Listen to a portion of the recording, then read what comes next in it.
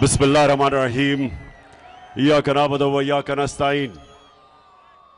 जेलम, आज सबसे पहले मैं यहां आपके सामने खड़े होके जो अल्लाह ने मेरे मुल्क को इस बड़े इम्तिहान में डाला है, पहले मैं उसकी बात करना चाहता हूं कि कभी कभी अल्लाह अपनी कौम को आजमाता है, अपनी मखलूक को, अपने इंसानों को। अल्लाह ने हमारे ऊपर भी एक आजमाइश दी है। तो जेलम, सब आप अल्लाह के सामने खड़े होके हम सब एक वादा करें कि अल्लाह, हम इस इम्तिहान में फेल नहीं होंगे। आमीन। हमारे लोग मुश्किल में ऊपर से लेके स्वात, चित्राल, गिलगित बल्तिस्तान, हर जगह अजाब आया हुआ है। कल मैं डीआई खान गया, हजारों एकड़ जमीन पानी के नीचे, और उस जिधर मैं नहीं जा सका, तौनसा, राजनपुर और डीजी खान, मौसम की वजह से उधर भी समुंदर है पानी का। वो जमीनें जिधर लोगों ने अपनी मेहनत से फसलें उगाने की कोशिश कर रहे थे, वहां सारा पानी आ गया। और फिर नीचे बलूचिस्तान तो तकरीबन सारे बलूचिस्तान के इलाके मुतासिर हुए हैं। और फिर सिंध के अंदर बुरा हाल है लोगों का। तो ये जो इम्तिहान है, ये कौम मिलकर लड़ती है इस इम्तिहान से। गवर्नमेंट्स जितनी भी कोशिश कर लें, जब तक सारी कौम इकट्ठी नहीं होती, इस तरह के इम्तिहान से हम पास नहीं हो सकते। 2010 में सैलाब आया और मुझे याद है मैंने पूरी कोशिश की, और भी लोगों ने, बल्कि हर पाकिस्तानी ने कोशिश की। और वो इतना बड़ा हमारी कामयाबी थी कि सारे पाकिस्तानी बाहर थे, पाकिस्तान में सब ने उसमें शिरकत की। और जो इतना बड़ा एक इम्तिहान आया हुआ था, उससे मुझे बड़ा फख्र है कि पाकिस्तानियों ने बड़ी जबरदस्त किस्म से हमने वो पास किया। अब सारी कौम को आज मैं कहना चाहता हूं कि हमने मिलके इसका मुकाबला करना है। मैंने सबसे पहले एक रजाकार फोर्स यानी टाइगर फोर्स नौजवानों की मैंने वेबसाइट पे ये रजाकारों को, टाइगर फोर्स को इकट्ठा करना शुरू किया। इसकी मेंबरशिप लोग कर रहे हैं। पहले से ही हमारे पास एक टाइगर फोर्स के रजाकार थे। तो पहले तो हम एक बड़ी फोर्स जमा कर रहे हैं जो हुकूमतों की मदद करेगी, उन इलाकों में जाएगी, और बड़े बड़े इलाके हैं जो पानी के नीचे हैं, तो हुकूमतों की मदद करेगी ताकि हम उन मुतासरीन की मदद करें। दूसरा, मैं कल शाम को, कल नहीं, पीर की शाम को, परसों शाम को मैं एक टेलीथॉन करूंगा, पैसा इकट्ठा करूंगा इंशाल्लाह। सारे जो पाकिस्तानी इधर भी रहते हैं और जो बैरून मुल्क पाकिस्तानी हैं, और वो पैसा इकट्ठा करके हम हुकूमतों के, पंजाब और पख्तूनख्वा की हुकूमतों का फंड, उधर पैसा इकट्ठा करेंगे। और उसके ऊपर सानिया निश्तर, जिन्होंने बड़ा कामयाब प्रोग्राम किया था जब कोरोना के दौर में हमने एक एहसास का प्रोग्राम किया था, सारी दुनिया ने उसे माना था, इंटरनेशनली रिकग्नाइज किया था एहसास प्रोग्राम। उसी सानिया निश्तर को हम इस फंड के ऊपर बैठाएंगे, कमेटी नीचे होगी, और जिधर जिधर भी पाकिस्तान में कोशिश करेंगे कि जिधर जिधर लोगों को ज़रूरत है, उधर हम उसके मुताबिक, कि जिधर मुस्तहिक लोग हैं उसके मुताबिक हम ये फंड देंगे। तीसरी चीज़, हमें आगे से इसकी प्लानिंग करनी है। एक तो अल्लाह का इम्तिहान है, ये तो हमारे ऊपर आया, इसके ऊपर तो कोई कुछ नहीं कर सकता। लेकिन जो हम कर सकते हैं, अब जेएलएम के लोगों ये सुनो, हम क्या कर सकते हैं? हम डैम्स बना सकते हैं। और मुझे ये फख्र है कि हमने अपने 3.5 साल में 10 डैम शुरू किए पाकिस्तान में।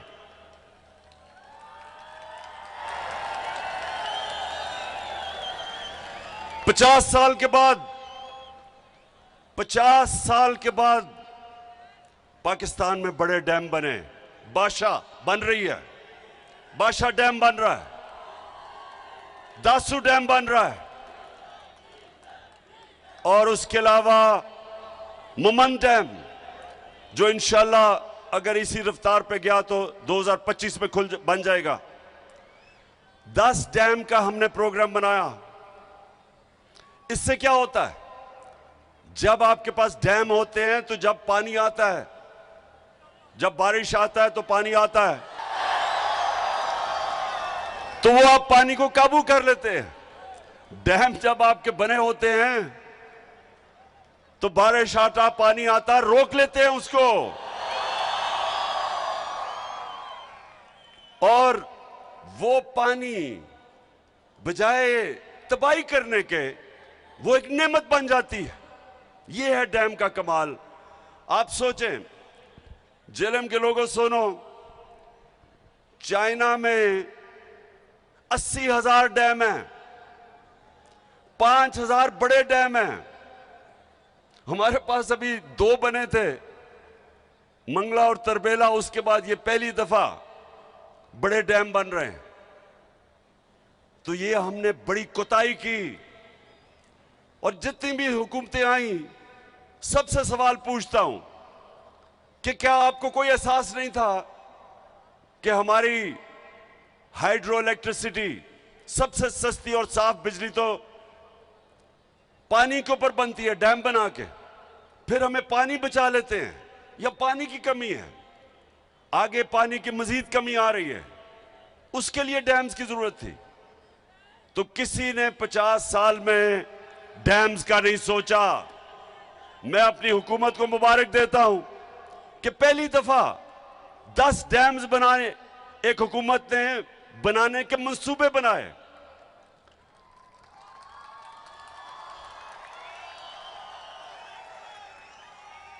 और जेएलएम, अब आप सुने दूसरी चीज, जब एक हुकूमत आगे आने वाले नस्लों का सोचती है, तो नौशहरा में क्या हुआ? नौशहरा में हमारे पिछले चंद सालों में, जब से हमारी हुकूमत है, बंद बनाए गए। 2010 में जब सैलाब आया था, नौशहरा डूब गया था। इस बारी बंद बना के नौशहरा को बचाया गया, और अल्लाह करे कि और पानी ना आए। अभी पानी आ रहा है, हम ये उम्मीद रखते हैं कि वो बंद बचा लेगा। इस तरह की इस वक्त तौंशा शहर, उधर उस शहर आज डूब जाना था, जो ऊपर से कोए सुलेमान से ये जो चश्मे आए और ये नाले आ रहे थे, अगर वो पंजाब की हुकूमत, उस्मान बुज़दार की हुकूमत अगर वहां अरबों रुपए का बंद ना बनाती, आज तौंसा डूब गया था। और फिर आज लाहौर के अंदर जब पानी आता था, बारिश आता था, तो लाहौर भी मुश्किल में पड़ जाता था। जिस तरह सिंध और कराची खास तौर पे, या जब बारिश आती है तो डूब जाता है, और या फिर पानी नहीं मिलता। कराची के अंदर टैंकर माफिया है, सबसे ज्यादा पैसा टैंकर माफिया बनाता है, क्योंकि पानी नहीं है। लाहौर के अंदर अंडरग्राउंड उन्होंने टैंक्स बनाए, और अब जब बारिशें हुई हैं, कोई लाहौर के अंदर पानी नहीं खड़ा हुआ। ये पहली दफा आगे की प्लानिंग कर रहे हैं। 30 साल इन दोनों हुकूमतों ने पावर में बैठे रहे, कितनी इन्होंने प्लानिंग की। अब डीजी खान एक बड़ा ये पहाड़ से जो पानी उसको रोकने के लिए एक सुरूर डैम बन रही है जिसकी फीजिबिलिटी वो ये सारे नालों का पानी रोक लेगी और वहां वैसे खुशहाली होती है, तो वो पानी नेमत भी बन जाएगा और बचा लेगा जो जिस तरह की तबाही आज मची है। पख्तूनख्वा के अंदर फीजिबिलिटी बन गई है टांग जाम डैम की, अगर वो बनी हुई होती तो वो इंशाल्लाह आगे रोक लेती जो तबाही मची है इस वक्त डीआई खान में, अगर वो डैम बनी होती। तो कहने का मकसद ये है कि इसका अभी से हम आगे के प्लानिंग कर रहे हैं कि इस पानी को एक नेमत बनाए बजाय ये तबाही बने। तीसरी चीज, झेलम एक बड़ी अखबारों के अंदर कैंपेन चल रही है, फ्रेंडली मीडिया, लिफाफे। ये कैंपेन क्या कर रहे हैं? ये कह रहे हैं जी इस वक्त सियासत नहीं करनी चाहिए, जलसे नहीं करने चाहिए। कान खोल के सुन लो लिफाफों, जमीर फरोश, सहाफियों सुन लो, मैं सियासत नहीं कर रहा, मैं हकीकी आजादी की जंग लड़ रहा हूं। मैं इन चोरों जिन्होंने 30 साल से इस मुल्क को लूटा है, मैं इनके खिलाफ हकीकी आजादी की जंग लड़ रहा हूं। मैं इस मुल्क में कानून की बालादस्ती की जंग लड़ रहा हूं। मैं इस मुल्क में इस मुल्क को वो मुल्क जिसका नजरिया इस्लामी फलाई रियासत, हमारे जो फाउंडिंग फादर्स थे उन्होंने फैसला किया था कि पाकिस्तान वो बनना है जो कि इस्लाम का जो सबसे पहले रियासत बनी थी, मदीना की रियासत के उसूलों पे खड़ा होगा, और वो रियासत ने इंसानों को आजाद किया था, इंसानों को हकीकी तौर पे आजाद किया था, इंसाफ देके, कानून की बालादस्ती कायम करके, कानून की हुक्मरानी कायम करके, ताकत की हुक्मरानी खत्म करके उन्होंने माशरे में इंसाफ पैदा करके लोगों को आजाद किया था। ये वो जदोजहद है मेरे पाकिस्तानियों, ये वो जदोजहद है। ये सैलाब के अंदर भी ये जदोजहद चली रहेगी, ये जंगों के अंदर भी जदोजहद रहेगी, ये कभी नहीं रुकने लगी जब तक हमें हकीकी तौर पे आजादी नहीं मिलेगी। और ये जो बल्कि ये पीडीएम, ये चोरों का जो ये टोला मुल्क पे मुसल्लत हुआ है, आप भी कान खोल के सुन लो, ये आपका प्रोपेगेंडा के जी जलसे कर रहा है, पॉलिटिक्स कर रहा है। कान खोल के सुन लो, ये मेरी हकीकी आजादी की जंग तब तक नहीं रुकेगी जब तक मैं इस मुल्क को तुम्हारे जैसे चोरों से आजाद नहीं करता। आजकल हमें कहा जा रहा है कि जी ओहो सैलाब आ गया, फिक्र ना करो, सैलाब में इंशाल्लाह इमरान खान और उसकी टीम और उसकी हुकूमतें वो काम करेंगी जो तुम सारी जिंदगी लगे रहो नहीं कर सकते। तुम्हारे लिए तो कोई पैसे देने के लिए तैयार नहीं है, क्योंकि तुम्हारा तो चोरी करके सारा पैसा बाहर पड़ा है। वो जो भगौड़ा लंदन में बैठा हुआ है, किधर से पैसा आया उसके और उसके बेटों को, क्या अरबों रुपए की प्रॉपर्टीज में रहता है, और वो हमें दर्ज दे रहा है कि सियासत नहीं करनी चाहिए। तुम भी सुन लो, नवाज शरीफ मफरूर और मुजरिम, गौर से सुन लो, और यहां शहबाज शरीफ तुम भी सुन लो,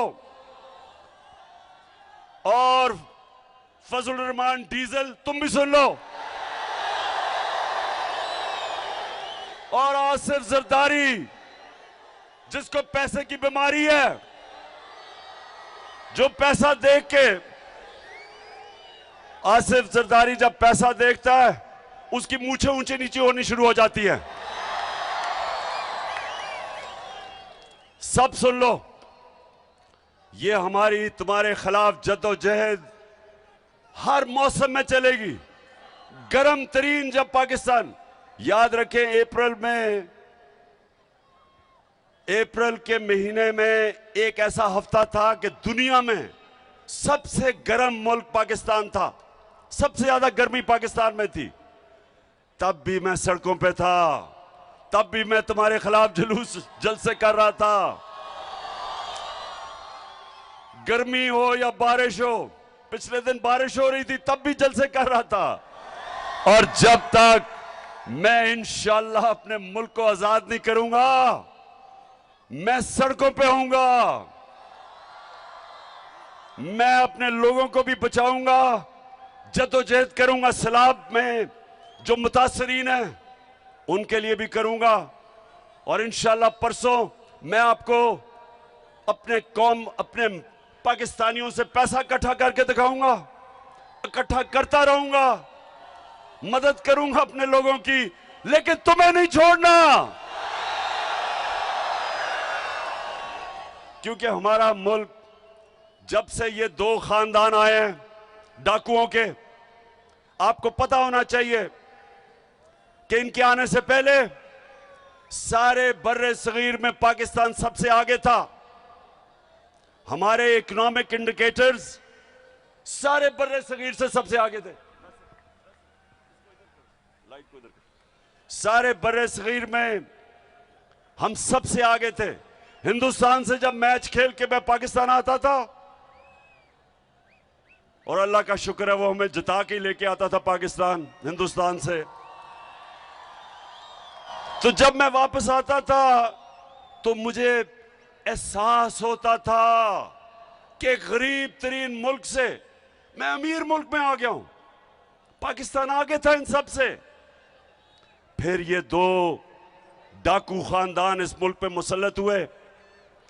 हम हिंदुस्तान से भी पीछे रह गए, हम बांग्लादेश से भी पीछे रह गए। और ये जो आज शहबाज शरीफ और ये मिफ्ता इस्माइल कहता है कि तहरीक इंसाफ की वजह से IMF का प्रोग्राम फेल हो जाएगा,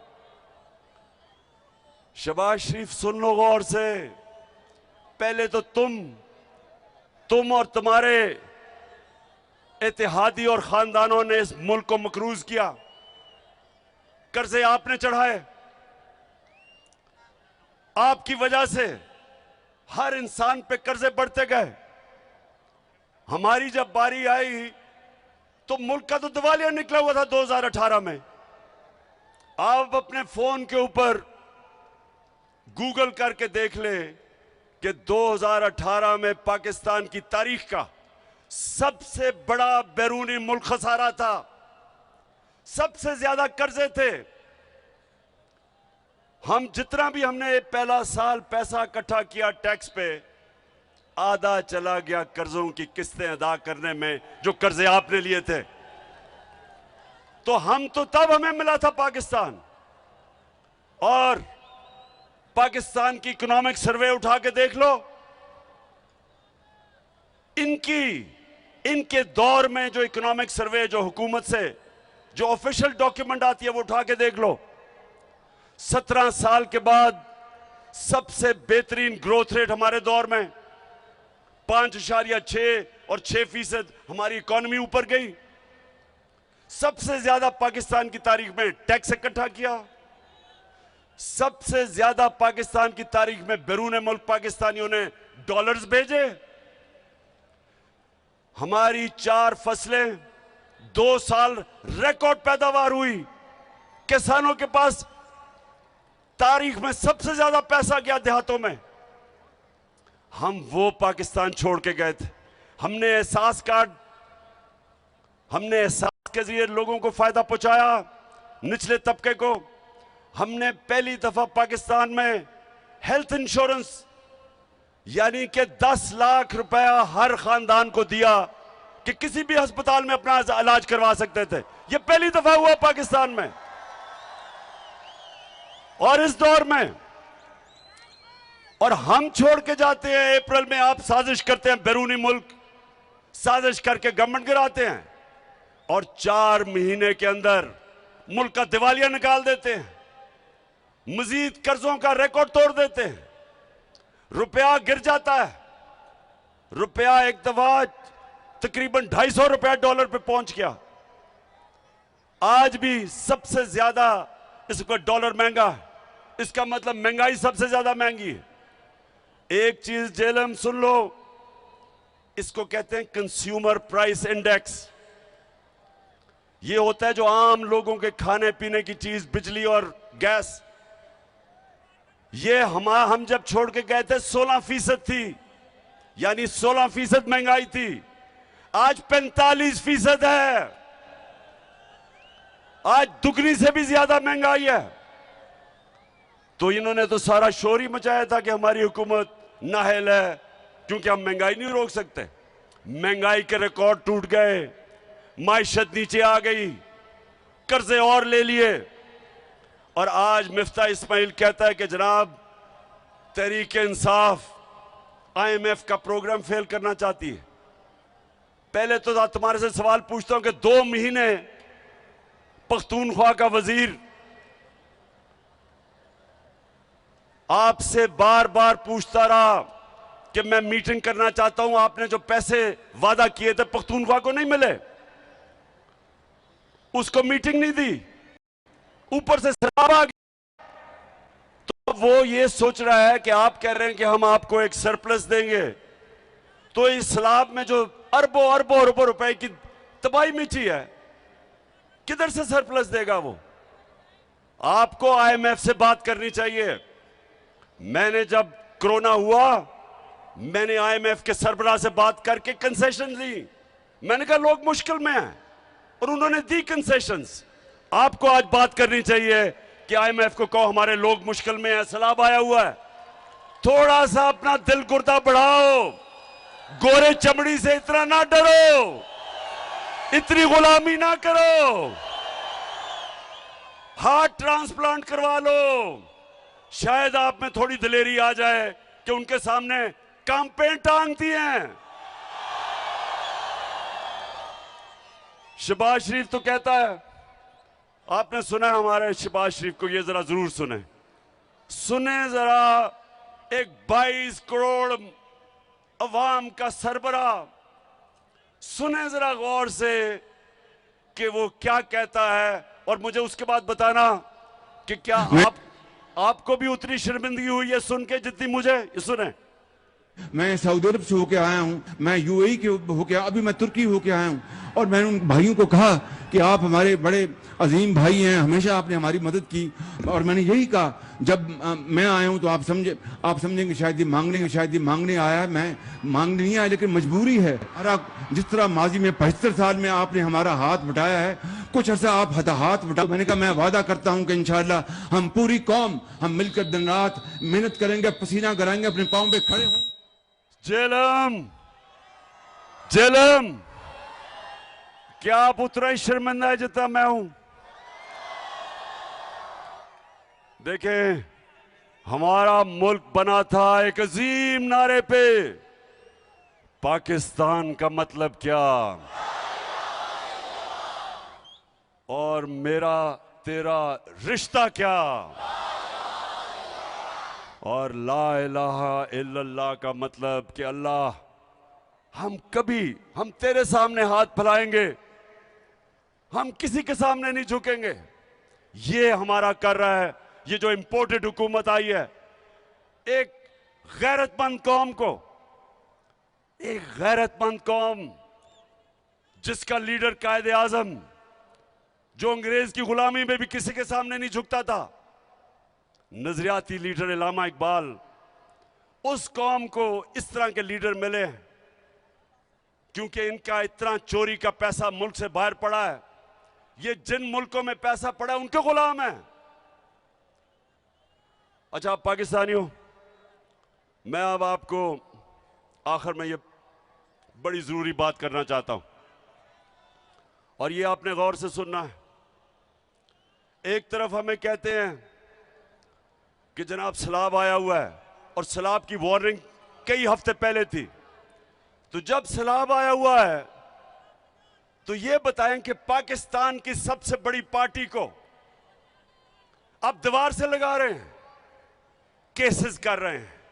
पहले तो 25 में आपने लोगों को जिस तरह तशद्दुद किया और यहां ऊपर हमारे बैठे हैं लोग जिनको इन्होंने जेलों में डाला पुरअमन एहतजाज करने के लिए। 3 दफा इन्होंने हमारे खिलाफ धरने दिए, ना एक किसी को पकड़ा, ना कोई FIR काटी, ना कोई रास्ते रोके, बल्कि मैंने तो कहा हम तुम्हें खाना पीना भी दे देंगे। वो और बात है कि इनके धरने सारे वही हुआ, बुरी तरह हारे, जल्द से कामयाब नहीं हुए। हमारे लिए एक पुरअमन एहतजाज पर जो उन्होंने जुल्म किया, मैं अपने जेलम के लोगों को यह कहना चाहता हूं कि इस वक्त पाकिस्तान की जमहूरियत को, हमारी आज़ादी को सबसे ज्यादा खतरा है, क्योंकि ये बैरून मुल्क साजिश के जरिए जो हमारे ऊपर मुसल्लत किए गए हैं, इलेक्शन से ये भाग गए हैं। सारी इन्होंने इलेक्शन कमिश्नर के साथ मिलके, सारी पुलिस का इस्तेमाल करके, उसके बावजूद जो पंजाब का इलेक्शन था बुरी तरह हारे, जो पंजाब के बाय इलेक्शन थे बुरी तरह हारे, धांधली के बावजूद।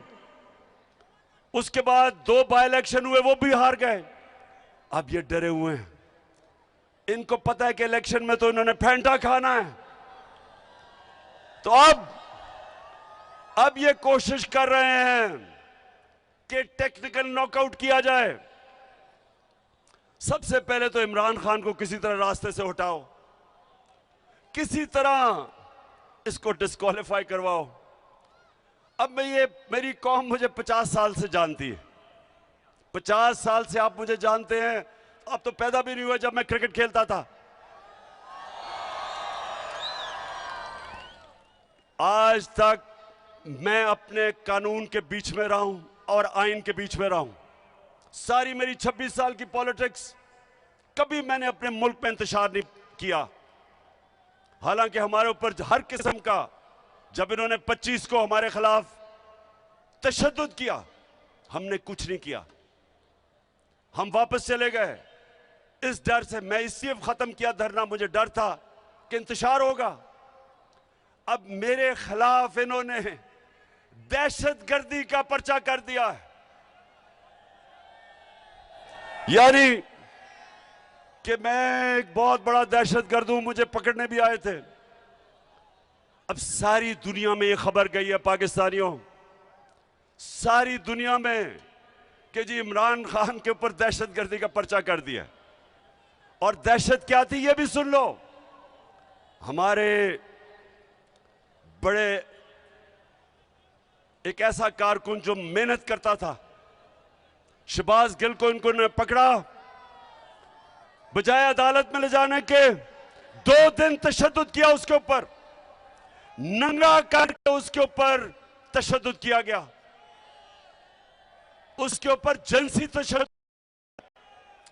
तो जब मैंने ये कहा कि जो थे उनके ऊपर कानूनी कार्रवाई होगी और हम करेंगे, तो मुझे जरा ये सब बताओ कि क्या ये दहशतगर्दी है?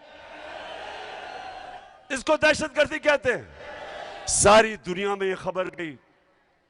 पाकिस्तान का, जिस तरह उन्होंने पाकिस्तान को एक बनाना रिपब्लिक समझा, क्योंकि दुनिया तो मुझे जानती है, मजाक उड़ा। सिर्फ और सिर्फ इन्होंने खौफ और हरासा फैलाने के लिए। और एक आदमी आया है, उसको स्पेशल मिशन दी गई है। एक मिशन दी गई थी मिस्टर एक्स को लाहौर में, अब इस्लामाबाद में मिस्टर वाई को मिशन दी गई है। मिस्टर वाई को कहा गया है कि तुमने तहरीक इंसाफ को ऐसा डराना है कहीं चुप करके बैठ जाएंगे। मेरी गौर से बात सुन लो, ये पॉलिटिकल पार्टी है, ये दहशतगर्द नहीं है जो अब हरबे इस्तेमाल कर रहे हैं। वो जो जमील फारूकी से किया, उसको भी नंगा करके तशद्दुद किया। वो एक सहाफी है। अरशद शरीफ बाहर गया हुआ मुल्क से, पाकिस्तान का वो सहाफी जिसकी इज्जत है, क्रेडिबल है, वो अपनी जान बचा के मुल्क छोड़ के चला गया। साबिर शाकिर वो मुल्क से बाहर चला गया है। ARY को बंद कर दिया है। इसलिए नहीं कि ARY ने कोई गलती की थी, इसलिए कि वो इमरान खान का मौक़िफ़ पेश करता था, वो तहरीक इंसाफ का मौक़िफ़ पेश करता था, इसलिए बंद किया है। हमारे सोशल मीडिया के लोगों को पकड़ पकड़ के धमकियां, एंकर्स को भी, सहाफियों को भी और मीडिया हाउस को भी लोगों को बताया जाता है कि हमारी कवरेज ना की जाए। तो ये एक तरफ आप कह रहे हैं कि मुल्क को इकट्ठा होना चाहिए सलाह के लिए, दूसरी तरफ सबसे बड़ी पार्टी के खिलाफ ये जो कार्रवाई कर रहे हैं। और मिस्टर वाई, आपको मुझे पता है मिशन है, आप अपनी भी बदनामी कर रहे हैं, आप मेरे मुल्क की भी बदनामी कर रहे हैं, आप इस मुल्क को नुकसान पहुंचाने की कोशिश कर रहे हैं कि सबसे बड़ी मुल्क की जमहूरी पार्टी जो चारों सूबों में है, जो मुल्क को इकट्ठा रख सकती है, उसको आप कमजोर करने की कोशिश कर रहे हैं। यह मुल्क से गद्दारी है। इसलिए मैं आज आप सबको पैगाम देना चाहता हूं, जो लगे हुए साजिश करने हमारे इस मुल्क के खिलाफ, ये मेरे खिलाफ साजिश नहीं है, ये मुल्क की सबसे बड़ी जमात के खिलाफ साजिश सिर्फ नहीं है, ये मुल्क के खिलाफ साजिश है, मुल्क की जमहूरियत की साजिश है। मैं आज आपको कह रहा हूं कि मैं और मेरी पार्टी पूरी जद्दोजहद करेगी, जितना मेरे में स्टेमिना है, और माशाल्लाह क्रिकेट की वजह से स्टेमिना बढ़ा है, मैं पूरी तरह जद्दोजहद करूंगा। जब अर्ज़े खुदा के काबे से सब बुत उठवाए जाएंगे, हम रहले सफा मरदूदे हरम मसनद पे बिठाए जाएंगे, सब ताज उछाले जाएंगे, सब तख्त गिराए जाएंगे, हम देखेंगे है कि हम भी देखेंगे, हम तो जेलम आखिर में मैं आज अपनी सारी कारकुनों को,